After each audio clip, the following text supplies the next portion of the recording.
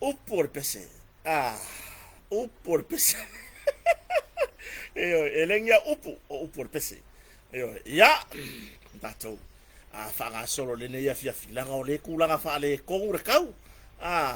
O le tulanga fa le tonu le tau le ne vai nga foi le fia fi sabonei. Ya le malore so fu manuia. Fa fe lo ile mbalo so tato watuno. Ya vai foi ona fa tasi mai le ne ya fia fi lo wa le tau. Ya ai mai se o le tulanga pua oa o le tulanga mase se o le tulanga palpala wa vai vaia ioe ya ai fa fo i lava le fa fetai le atua ya wa nga ongi pe ngi ve fo ye ko fa ka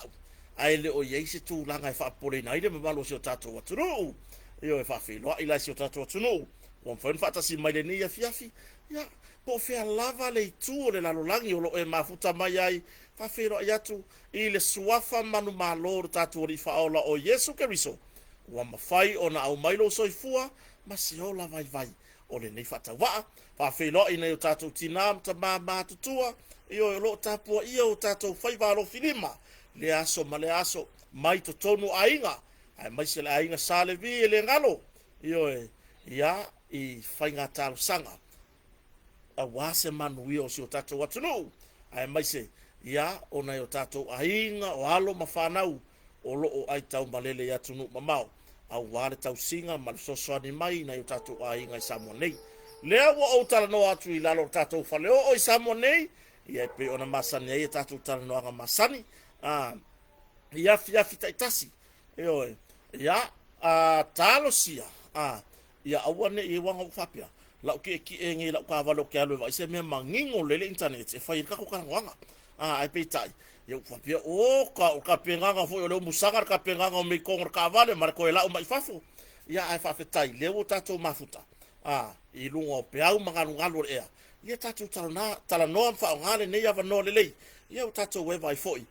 ia ma tātou whasoa inisi o vaenga, ia e pei foi ona manao, mi tātou tala noa i nei a fiafi, po ua utu whatisia foi, tātou te tala noa i nei vaenga o fiafi, ia, ne mamalo si o tātou atunu o lo mafuta mai lunga o tātou YouTube channel, like le tātou porkalame, share and subscribe, o tau foi lo ilunga o tātou Facebook, ma lor so i fo manuia, ia, like ma share tātou porkalame, ia, o lo sa tāua le na, e le whaawawina peo tātou taranoanga, i lea taimi, ma lea taimi, i lea iaso taitasi, ia e pei ona masani ai, ia, o lea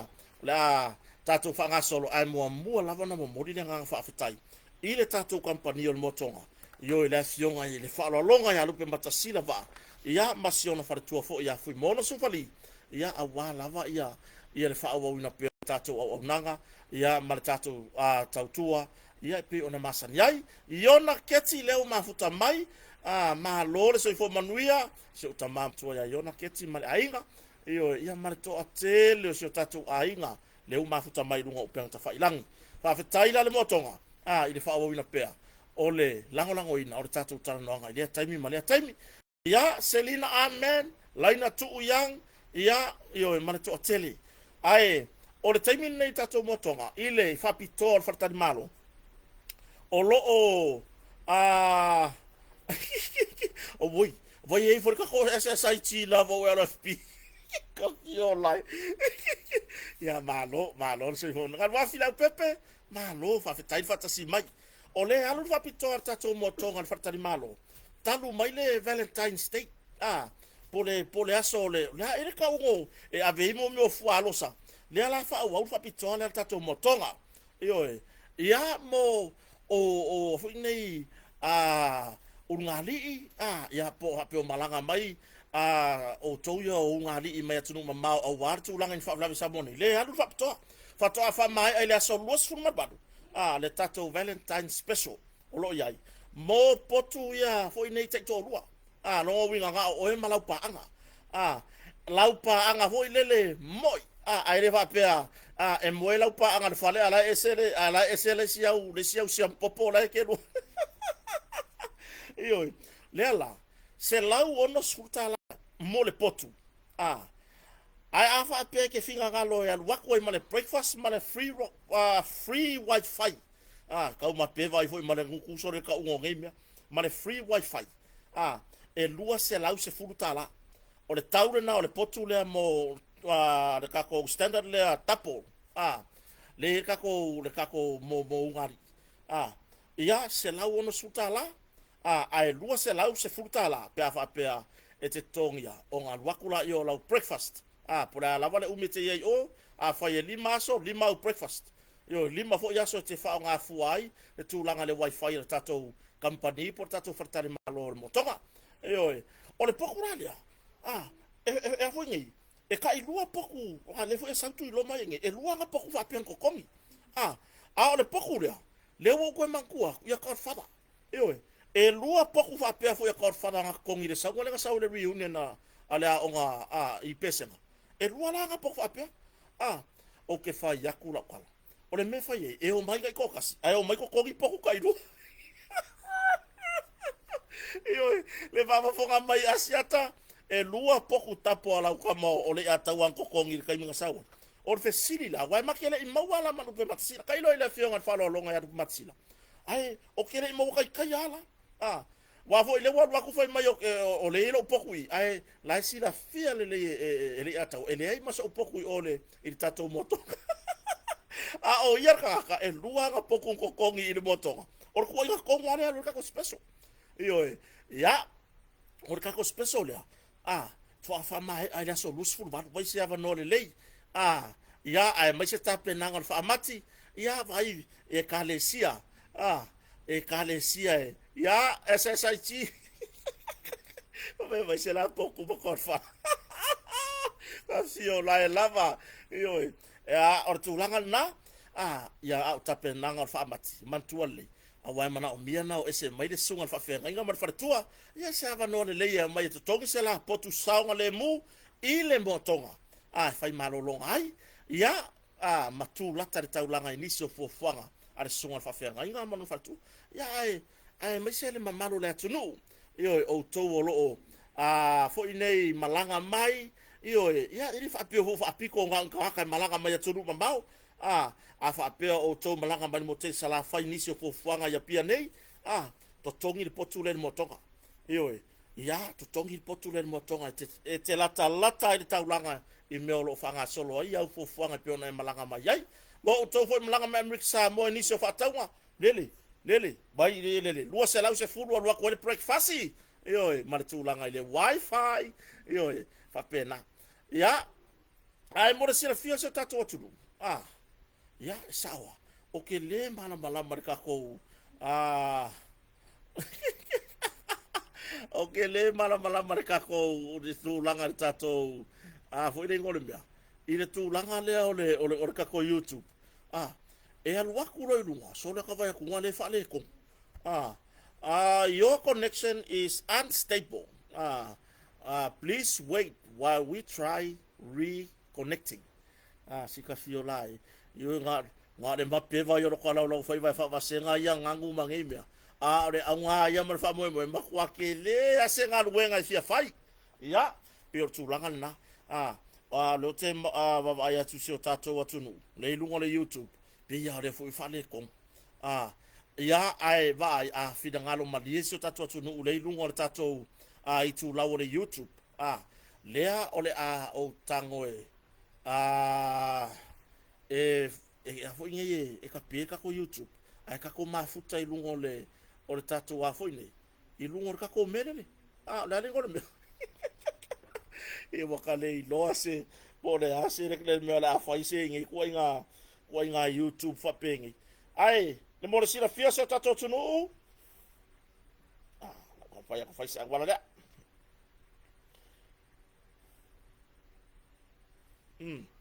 o le tūlanga whale tonu le iai le tatou por kalame lungo le YouTube e whapena se langona nge ke iwa kou kāri ngā mai ma tuai ona ma na iere tatou por kalame ia ai o te tari tonu o lea le ata mwhai e whaamuta lungo le YouTube ai kaku kalangoa i lungo le lau kwa mwhai aku lungo la o kere fongi pe whaamaka e saufia le tatou por kalame lungo le YouTube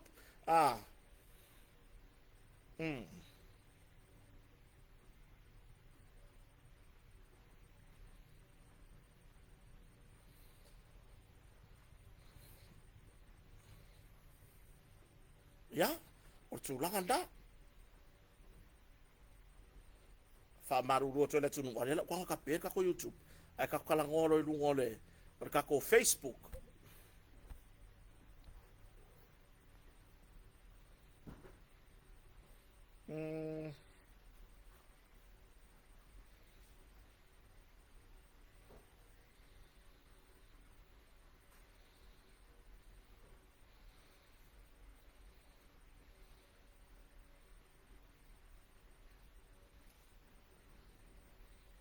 yes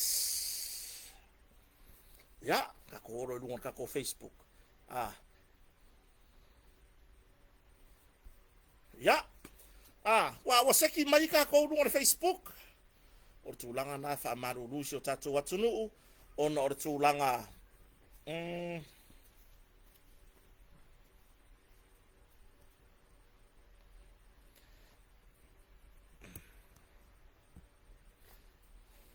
ya se so i fora kiki lai kongi ya wo uma na ngar case le la wo mai tawat o le wa kaunga ko e maua mai lunga ka ko YouTube ya pore a lava le kulanga o le ai ka ko kala ngale fia firingi ya ai o le ka mafaya kwa Harry Sua kwa kele me feo i kama i di mama kama i vai o kota ya atulanga na fa taile tunu fa tasibai la tatu tara no fa taile motonga i le fa wina o le lango ina o le tatu por kala me mai la lor fale o pe ona masani ai ya fia tas ya on mata pure fitara no mo ya ole itu lau ale matanga luenga o malu malo le naulo o fasilisila mai ai se nisi o lo tausa idia le ala so ka ngo ko baba danga ya on ka ko ngadu e fo ile sa ilinga mai se o se tasio o se tamaitai ya po se alo foi fasino le tunu ya pe ona yai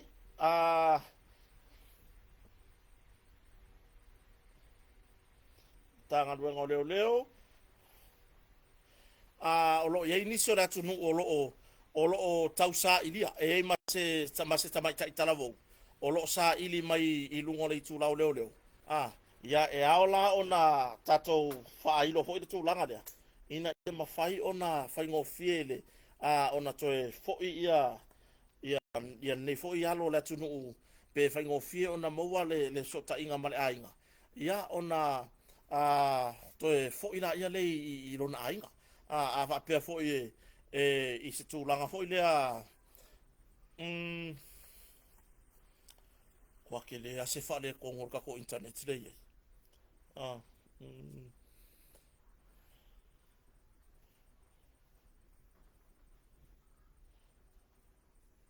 ai la tatu to yo ye se taimi ona fa ilola ya la tatu fanga solo la ka ko fanga solo ya o le so le sa va pe ona mai ta watu le mlava le fa va malo fo le watu ua nisi o alo mafanau ya le sio tatu watu no dei ai malanga mo watu no mamao i ngaluenga fa vai taimi io malanga ya tunu mamao mo ngaluenga fa vai taimi io ya o se tulanga le lei mo le atina ina ainga e kalesia no uma male tunu ai e yai fo ia ona i tu e fo ona fa iloa ma ave fo ye se tatu tu alalo ia tatu na wa ole si le makwa i malingi alo i maka i malai vale ai me sari ku pawari ai wa ku o ka fiki ai io wa ku o fa mo la va malosi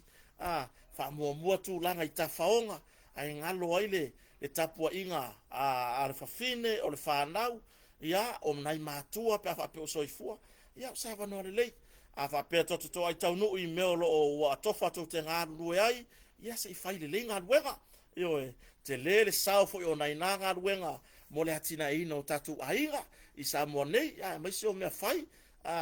ia i tūlanga i wharawelave ia mai e au no to munmurita ia fo i tūla fono atu no e pe ono to malanga atu iai ai o le tūlanga ia i ta faonga me whapena se pawale me ia mua i lo mafau ia tautua nalo ainga o lo whaamuri fa pe o le whaamuri le tina le ainga ma le whanau ia si tautua na ko ua la piki se i se kaimi foi lele ia o le kaimi ngei o lo le tina o lo ainga ia e toe taliu mai ia ua ia se mea o ngā ia pe ia ona ia le tele o mea o ngā mo mai ngā ruenga whawaitai ia o nisi ua whaatau ia tūlanga ia la tuta vale o nisi ua whai fale le lei e no no foi ainga io o nisi ua fo i mai whaatau povi se tu lo po manu palangi a wale tūlanga i le a watu langa mo le whaingong yati na e fo i tau amata o nisi e o mai whai lako papua ese atu langa o anga i le atu nuu ai mai se ia alo mawhanau ia wai se ase ko inga masero makua o whaakanga i ngā ruenga whaavaikai na o le tupulanga le fa ingo tupulanga talabo le ai malolosi i le taimi nei ia o lo mafai ona maua le hava noa i malanga i ngā ruenga whaavaitai ia ia ku le ka fiki le wingola o kala ka fiki ia alua ko foi o e fiaru i wharkalapu e arua kuila ku e fio so ke e ke le fa angoi lo tai tai a fia alu ku e ke alu e failo oe le me ke manga awai ai le ona longo ia tai tai matulanga no pena ina ia fe malam la mai tulanga feo inga ina tunu yo ia o tau ia wo fa alua fa tolu ia se ifso so ani ane i na yuso ma to fa fine le fa to o le ai work out le kau solo musa le kulanga vo le aku lo va pe ka ko i le kai anga i lo ka ko pe ka ko ko ngupia le kai anga mo ka ko pe ka ko wo ka ko i farkalapu ia ar tu langa le pui puinga ia saunga le mu ia toe fo i fia mai ainga ia o lo fa muri atu ia mai se ona i fa nau tai to lua ona i matua ia o le nganga na ia o so ko ki lo ku ima ngwa ka ko ki ma mau oi ia le o fiki mai se ka komenti ia o si tama ta la vo le va pe mai le tanga leo tama i o lo tau sa ilia e tau sanga ina le tanga leo far pui pui ma le o toi futaina le fesoso ani al mamano le atunu ile sa ili ai o se tama i ngo ya Valerie se Stefanos fulu ona tau sanga o vai moso o le taimi muli na va ai ile ni tama e lona inga o le asolulu se fulu iva o February lua fe luas fulma lima ile tasi anga ile lua ile va veao o le mele le ngari o fia a mai va ngale ono le tusi mai lunga le tula le ia o fa matalanga ia o mai lunga le tula le o fa matalanga na a momoli atu elona ainga tasi ile lua ile va veao no foanga po le nu e tu taulanga i fale ata numero tasi ia ole tulaga lana na lau fa pe man tanga leo fa mon mole se tase si fie ina se no fuanga pon fam talanga e winga ile neta mai tai ina ia fa so tai va vele official leo na talatane ia numero masanya lua yo a fa pe fa fonga mai oe lea po ai se si la fia si tanga i mai da tunu ia ole akanga o si a finenga ia po si tama tala vo na wa o sa idia men tanga ngai lunga le tula wa leo ia ava pe mo samtalanga fa so ta o lo popole non ainga matua malon ainga e tu sai mar taimi le saru se mai ai ile aso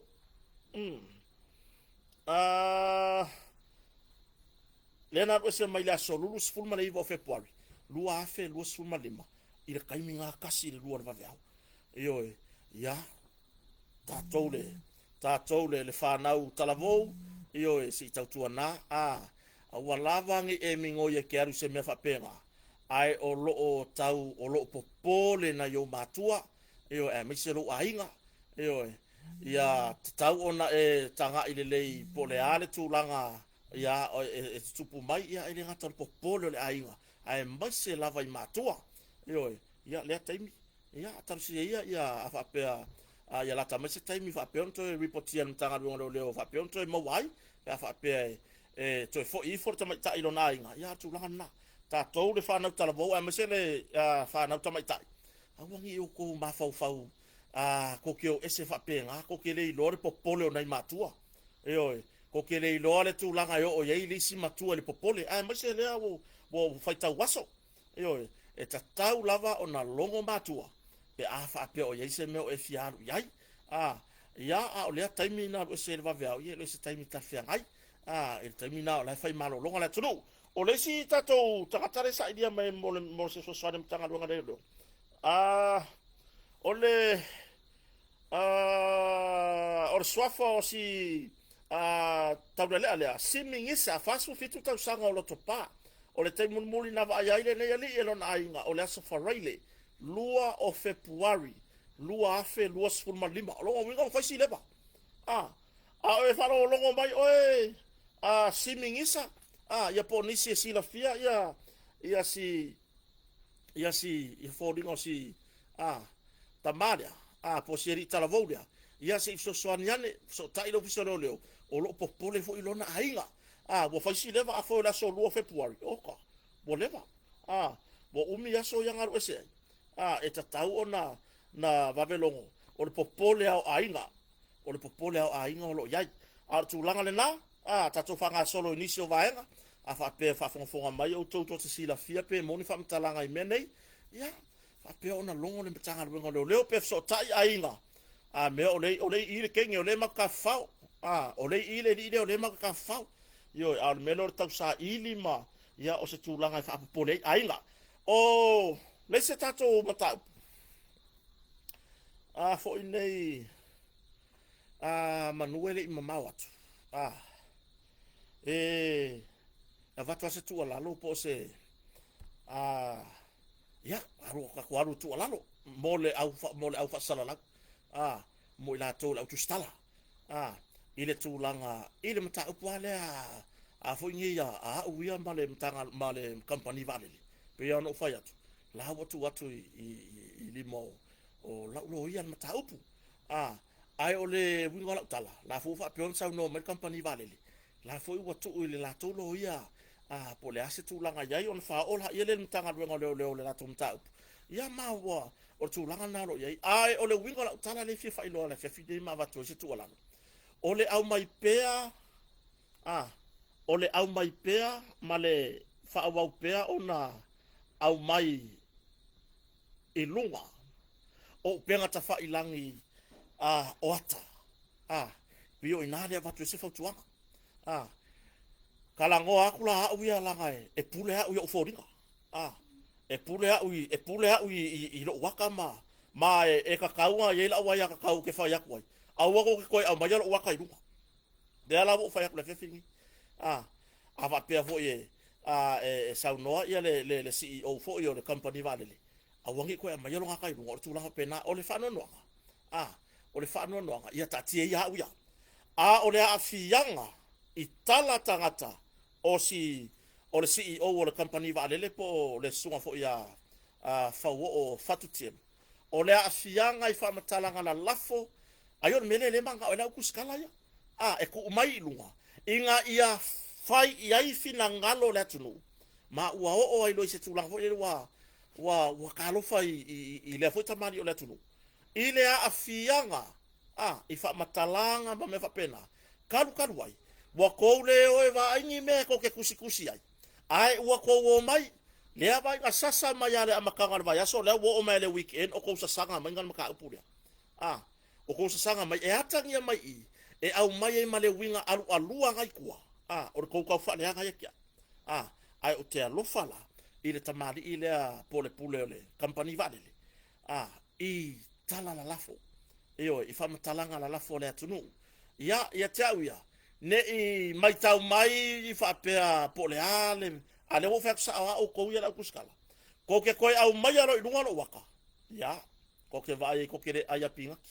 io o ke le koe whakauan ko me aya pingaki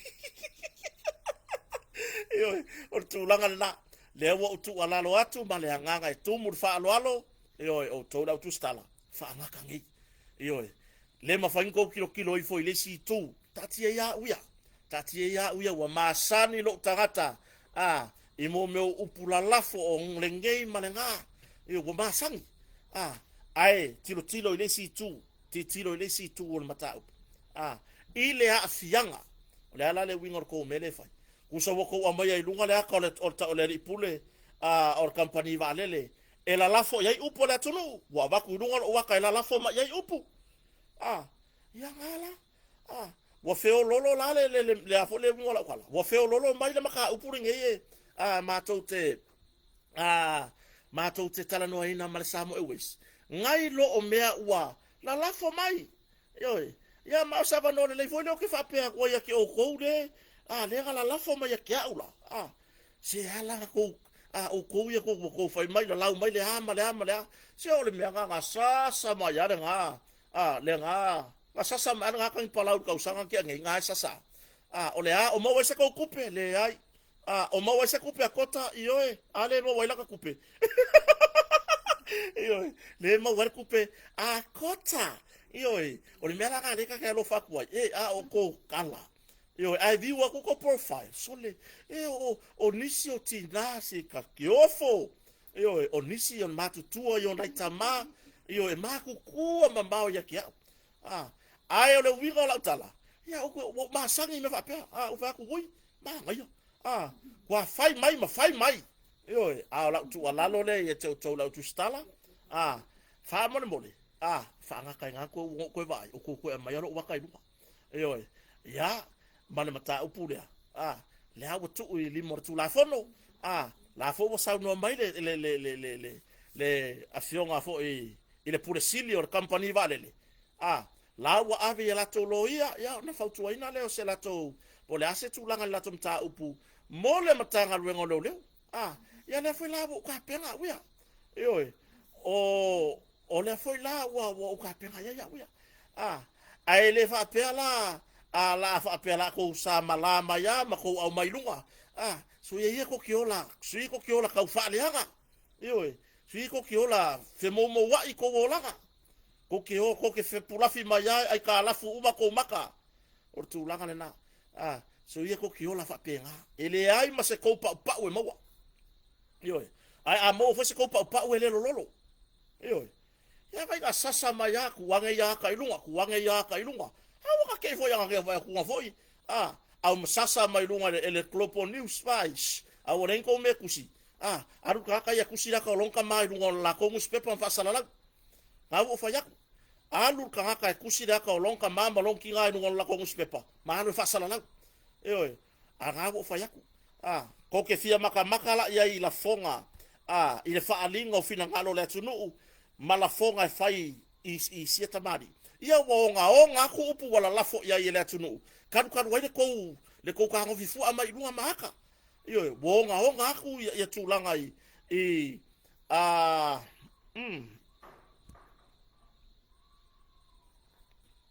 onga ku le tulanga i upu la lafo ia pe o fa ya ele aya maso upopole i le mayo au ya i lo waka ilunga ai o le popole ga le ke fa ku ai o le kulanga lo ke fa ku ai se so ia e ka ngia ko mele fa mon malo se ko ka fa le anga e ka ngia ile malo se ko ka fa le anga mo le ya ngi me ko ke kusi mo ko le kusi mai ya la vai o parpala mo ko le kusi mai me o masese vai ngi me masese ko ke ka kusi ko kala ai le ko mai au mai lunga ia vai wo feo lolo me o lo fetusia ina nei ai ma fai lo ai fina ngalo o company valele e winga fo i la por kalame ngai lo me wo ko au mai wa fo nei mai wa fa nau mai le tele tu wa inga ma me uma i lunga o ko kuskusinga yo la wa i lo le la lo langi samuangei ma le la lo langi ya ku humba mau o lo o yaile mata o pure va kota marfaleo male company va le samo e wis au ko o mai fa penga i ngo ka ile nga ka fa ka singa o ya o lo waka male aka sirata mari ai o le ngala ukala wonga upu wala lafo wa siri aku ngai lo mako maka upu le mako kala ngo aje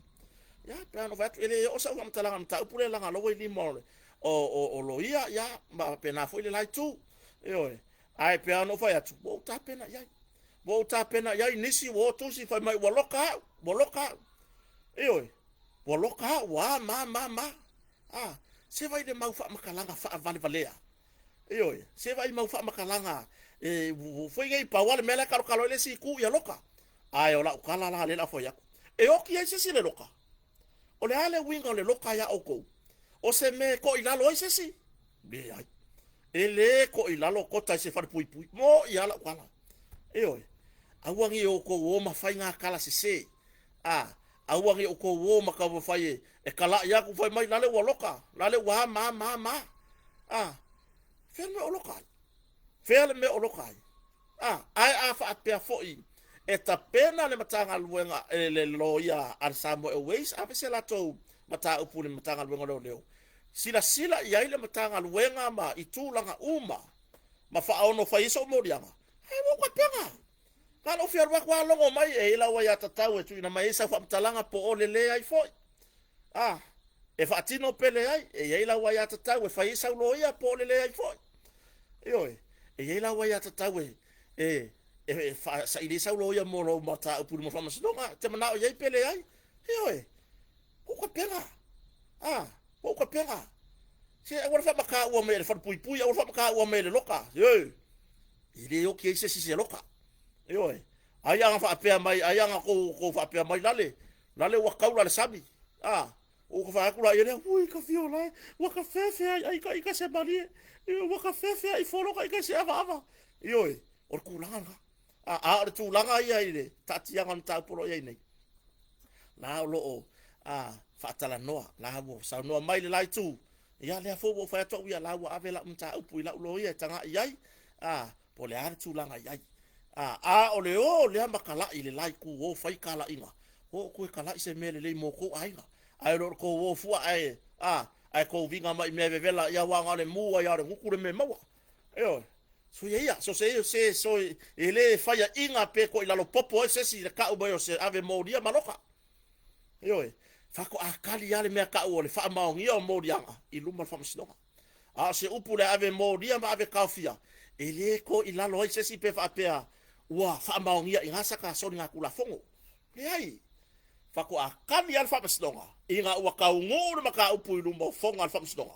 O inga au mai rekati. Whe peanga uwhai aku. So ia ko ki ho maka lai le ngā kala inga lei. So ia.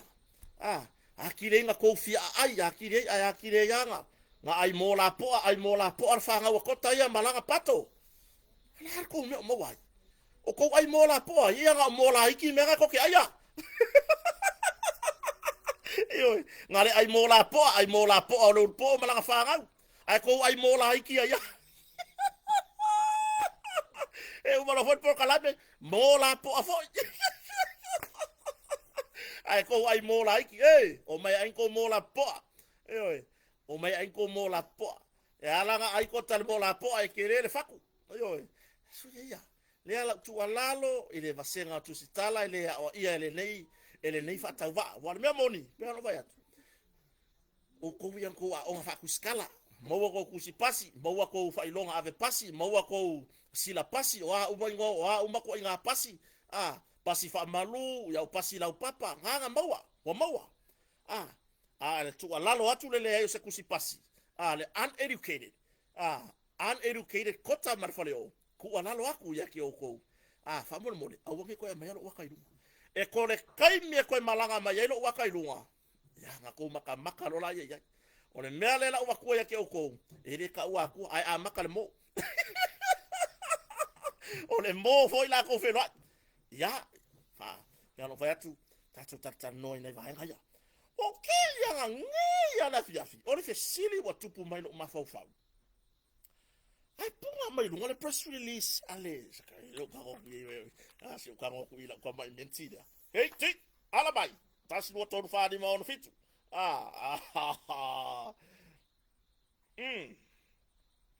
I also made a press release official palemia o Samoa ayo okele ya manga iale okele kilo sisiku tu lole fa fonga la tu o le mele o kilo ai o ai le go fai mo ia le page le ale malo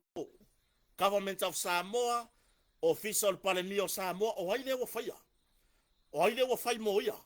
a official palemia o nga pau kanga kai e o nga press release mai na o le tama i palemia oi ele alu sui palemia sau kusi mai ai ele alu asa mi ska sau kusi mai ile tu lau ale official palemia le mere fa kwela kwala ava le mere fa kwala oi le o klenta mo sese oi solo makwa ke lele upori a yeri ngai ai ngari oi oka makwa ke lele upori ai la ingo o chantel mo sese ola fe la yeri wale kofur ko ai ngana me ke fa mai ai kalo fai vai ya ke le sau luma o ya ke kami mai ai ku oi o chantel mo sese ya mai maule le fai u io tu lo wale fai u wale ngol aki epikopo vale au le yo ngei ngoa io mo sese o se aki epikopo ese lo fi falo nga ko ke vai yo ke kango seanga ese mali ale ma ngai o fa o mai lili ki we o mai maule le fai u mo sese ke e ke kau kala le ma fau mai lo nguku Yo, anu ye fai se mai ai ko wainga. Yo. Ya nga. Ya me avito awar whakahua mon mole, awar ka ku whakaua, talo whaia mei, awar ke whakahua mon mole vale ku ai pia, e valea e whavavau, whaia o mea la lai ai, ya o mea ngai sau de nguku, se tulou, e ka kua ngai ka kou, ka kua ngai ka kou, e o me whai karu ka kou kusi, official pale mi o Samoa, oile kua, oile e wa whai mo ngai ale mea, oile e wa whai mo ngai ale mea, eoi, o ai le wa fai mo ia le kusi mai rungo le ku lau ale official parmia e fia e ka ko pale mia e a wa le mali mo fa pera ele so fai kau po le a se fe aula mo moli mai ile official parmia po se fina ngalo ta parmia o manga kuya a ko fa longo ra u por kusi oli mafoli fe ya ngamoli o a oli mafoli ya fori ngai povi Ei, fori nga iloli. Wa ori ma fori. Ole ko le ori e faingi ko ka pengan ko umori ako mai kuskusi fa makanganu wala ku lawar kam ale official palemia. Official palemia sa mo ale mai ai. Ale o mai fa mai ori ma fori. Sore ka fio la ari. So le ka va ko laki le olan ko se oki. Oi. Maka ukia. Ai sa oportus. Ua toe tau mawhai mai fo i tūna e pasai lele maniele ngoi i se isi ana tau mawhai nga e ngā e pule polo kiki e wha lave ai i whainga wha mai e ala i lona wala au o le fionga i le pale mia fia mena omi mataafa ina ia wha mawai au le i whaia le palota o le whatuatuaina peitai e manino lava le tali mai a fia me o te le whamawai. Ko whanong. E leo fia meren kusia. Fo yo i kongu hale ava koe so manatu. O ai leo wa whai mo i are fia kuskusia punga i runga i. O i loa fia mea ia mea. O i loa le pale mea ia. A ware kai min kou lai mai kou la epa. Nga o mea e fina ngalo ai le i le pale mea. E kusi i runga i le i kou lau lea. Official pale mea o Samoa. Ele alu ase kangaka e whainga ruenga le official palemia sau fua kusi mai songa wha vale ai runga i. Nga whainga ukala. Ele o fia me onga le mea lea. Ele o fia me onga le oli ma le fori lea. Ioe. Le lope e se fori nga i povi i kongu i lewo kusia le mea lea. Le winga la ukala mea lea. Ua makua i whelau ko wa i ai lea tunu. Ua le mawai se mautonu. Baba. Lea ua alu kusi mai wha vale lea. Le walu sau kusi mai foi lunga i. O le iku lau le official ta pale mia. Ia po so se pale mia e bole anga i lumanai. Le fa sai tu lepa. Se longa se fina ngalo tu le epa fia mai longa fa ko asau lunga i le iku lau dia. Io. Wa asau lunga i. Fa wa la tusi. A fa ye moni tatonu wa tu le epa i fainga fa demokrasi. Male fa vai o Samoa. E tatau la o na ave ne mata upu i le pale mene. A e le o le wha leo mai i longa o ala wha salalau. Ka ko mai kau le mele ala ka ua ke o kou. Le ase kou whalong longo upor kusi. E le o fia menga kusi ar kusi. O ngā o le whai mai, o le whai mai vanga kusi, o le karia fia me, e le whaingo whai mai fia me yanga ia. O le karia fia me e le wha mawai lava. O upor kusi, ma lau whai tau. A tonu foi o tau mai tau rea. O le mangingo, o le si fai pule le kusiar kusi. E le o se tangata fai ngaluenga. E le o se tangata le official palemia. O le si fai pule le kusiar kusi. Po o se minister le kusiar kusi rea. Ioe, whakako anga iai makako wau ili iai. Whapea mai le si fai upu, ua manino le fina ngalo le palemia. Whalongo. Ua manino le fina ngalo le palemia. Pea ui o official pale mia o Samoa. Ai nga fia me kusi runga i le mere son fina ngalo pole ane me mga oai. Ua manino le fina ngalo pale mia o ia na filifilia e ta i le malo ma ele se ese ma le tofi ona o se ma na ongo tu le epa. Oi. Wako magigo ma le mele. Ele o fia me o nga upuya. O le fa longo fo le kalangor kaka. e le o se tangata e whainga luenga i to tonu o le official palemia. O le kangaka, o se mingisika, o se isi mingisika. E le o ngako inga nganga lea, o le nganga lea, o le nganga whawhai pule. Ia, mantua le lei whai pule lai o le lai tu, wana o minista. Eoi. Ia, ua manino le fina ngalo le palemia, o ia na filifilia ele atu, e ta isa na malo, ma ele se ese. Ma le tofi ona o se mana onga tu le epa olo o iai i le whavae ma tu la fona tu mau a le palemene le ala e muni muri tai iai. Mo se palota o le le whaatua tua ina a whaia mau tino e tu le epa olo o iai lana vaenga le whaino mera e ma whai ai ona suia le palemia ia tu upea la i le finangalo o le palemene. A whaia le ai e le tataula ona wha mai mawina fua le taimi i ana wha lave lave o lo whanga solo nei. Le atu nuu, ma ana whina ai ave i le palemene o le no fuanga tala whea ngai le na. Eo, kako whauka ye. Kako whauka re kusi. Ele, o le me whela ukala. Wala o fesili le o fesili ye. O i loa fia me ia mea. O le ale me le wa kupu ngei. O ai le wa fai mo ia o ai le ango. Ioi. O ai le ma fau. Ioi. Ka kala go langa o me uma ka kia yai. O ai le ma fau alu kusi mai lunga. Ile ikulau ale official palemia. Kusi mai lunga le ikulau le official palemia. Ke foi ka mo sila ele tamai tai palemia. Ka mo sila yai. Ai le lea mai foi e sau daso ele whainga luenga ai le malo lo winga ua whai le ku lau le malo la kusi mai no file fale o kanga lea la kusi mai o lo fale ai no whainga luenga le malo oi kalo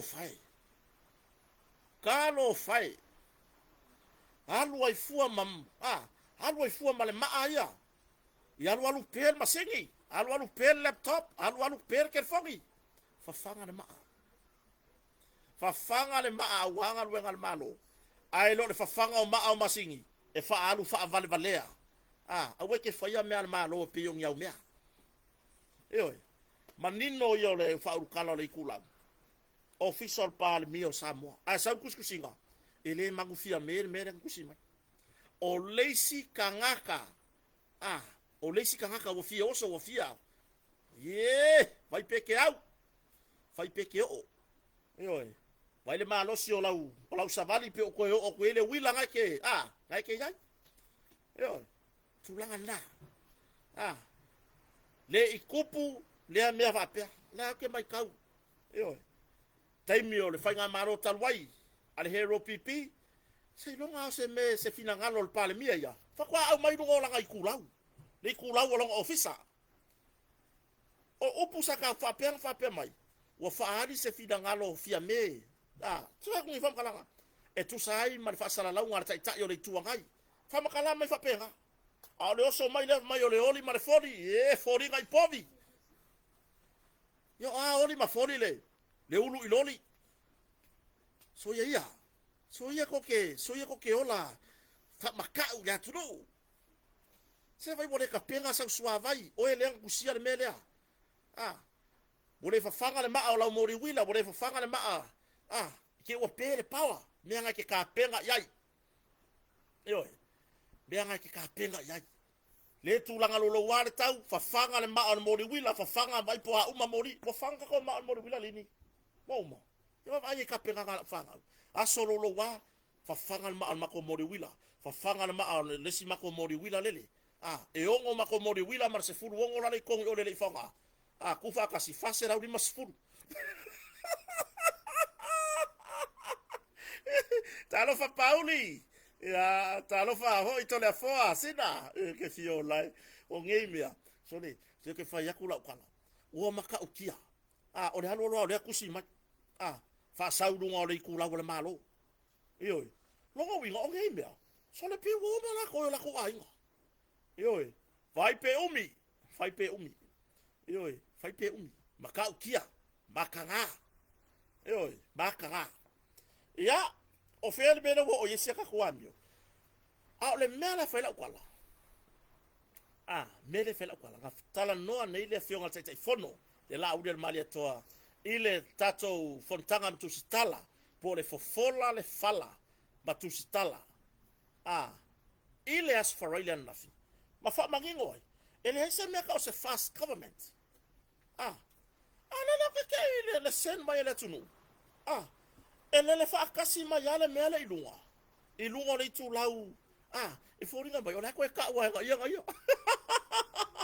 ele le fa kasi mai ale le kusi le ko kala ngo ko ilunga le ku lau le official pale mio Samoa malunga le ku lau le ole fast government ka fio lai sole ka fio lai aila ao ki le fia pai aila ao ki le fia pai fast government oli mafori e saufa kasi at the same time fast government o se ka ko me fapia o se me fapia kalo fai aila ao ki le fia loke aila ao ki le fia sua fai pe umi fai pe ke koe sau la e oki lo fia loke i le kofi lea mamalo loko ke lokea ele sorry se tonati e ke ola pefua e ke ola pefua fai pe umi mamale loko kaka e mafainga pa iai e mafainga pa iai ai ele lewa manino la tunu na also maya fast government lewa fa manino